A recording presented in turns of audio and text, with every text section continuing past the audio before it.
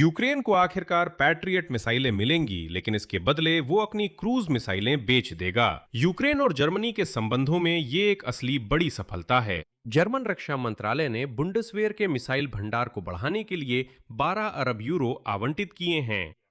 और अब जैसा कि आधिकारिक दस्तावेजों से पता चला है, जर्मनी यूक्रेन से एक साथ दो प्रकार की मिसाइलें खरीदने के लिए तैयार है। ये मिसाइलें हैं बार्स, जो एक अनाम यूक्रेनी कंपनी की हैं, और फ्लेमिंगो मिसाइलें, जो यूक्रेनी कंपनी फायर पॉइंट की हैं।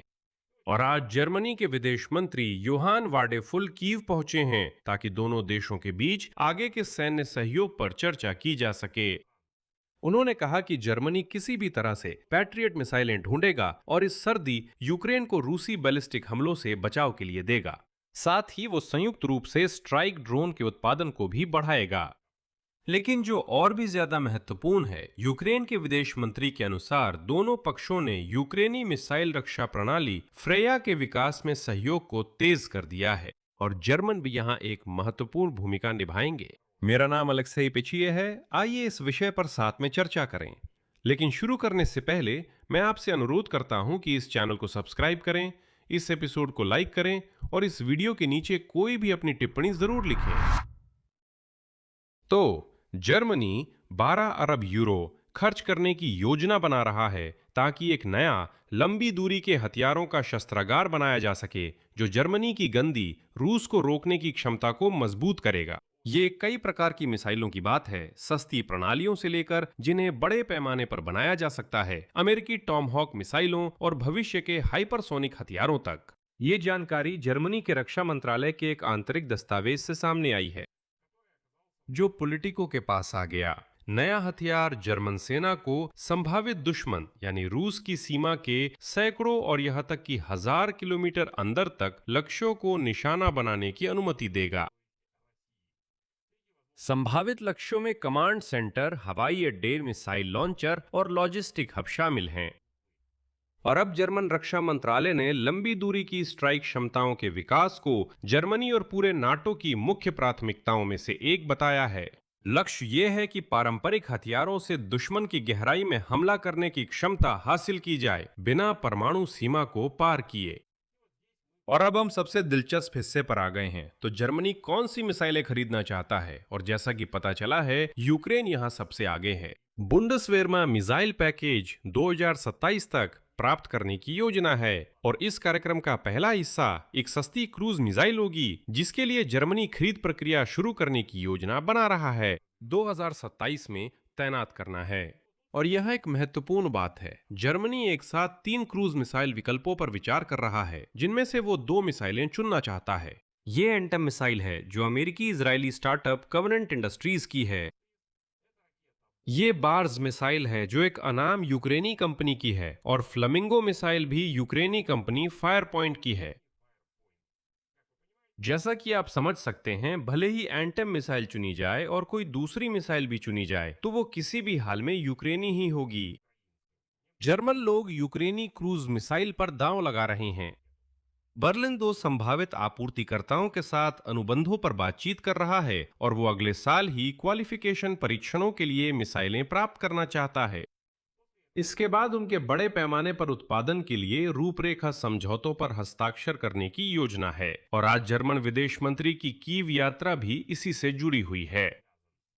जर्मनी के रक्षा मंत्रालय ऐसे मिसाइलों को एक आर्थिक रूप से प्रभावी हथियार मानता है, जिसे अधिक महंगी लंबी दूरी की प्रणालियों के साथ बड़ी मात्रा में इस्तेमाल किया जा सकता है। और जैसा कि हम जानते हैं, फ्लेमिंगो मिसाइल अपने समकक्षों की तुलना में कई गुना सस्ती है और आधिकारिक तौर पर कहा गया है कि इसकी कीमत लगभग 5 लाख है। इस तरह का दृष्टिकोण खासतौर पर यूक्रेन के खिलाफ रूस के युद्ध के अनुभव से जुड़ा है, जहां लंबी दूरी के ड्रोन और मिसाइलों का इस्तेमाल सैन्य ढांचे, औद्योगिक ठिकानों और तेल रिफाइनरियों पर हमले के लिए किया जाता है। कार्यक्रम का दूसरा हिस्सा अमेरिकी क्रूज मिसाइल टॉमहॉक होंगी।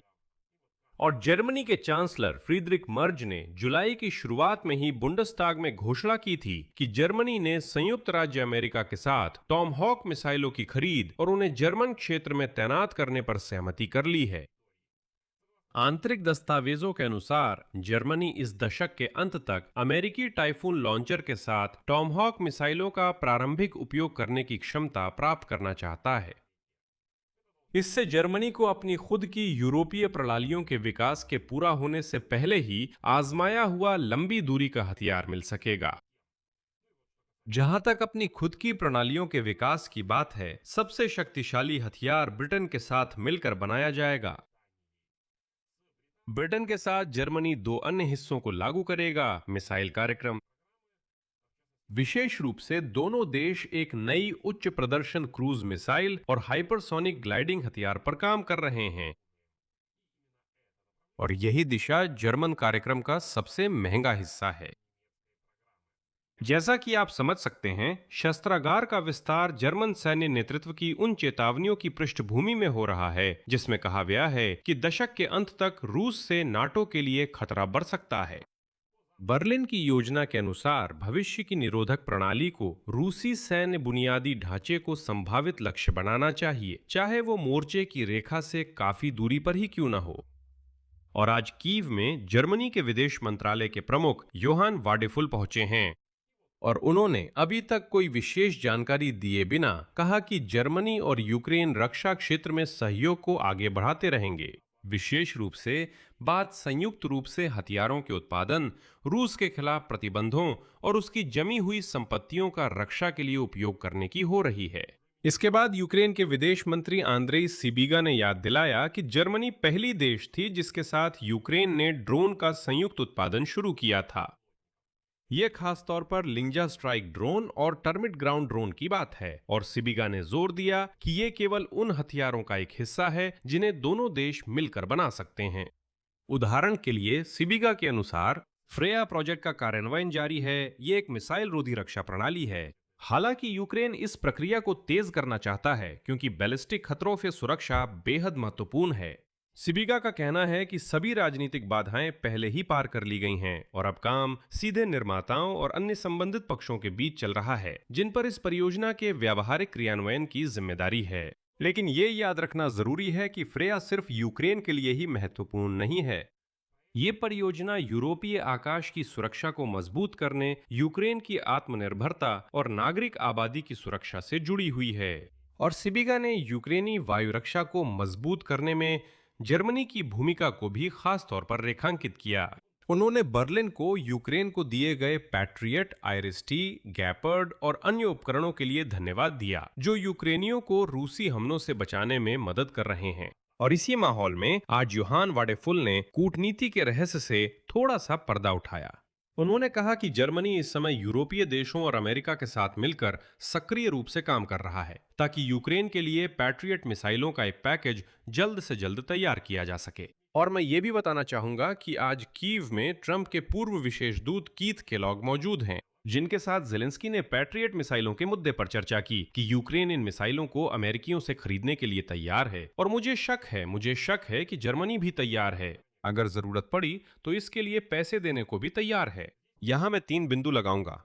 अपनी राय, अपने निष्कर्ष इस एपिसोड के नीचे कमेंट में लिखें। चैनल को सब्सक्राइब करें, बेल आइकन दबाएं और लाइक करना ना भूलें। बस इतना ही। अपना ख्याल रखें। सबको अलविदा।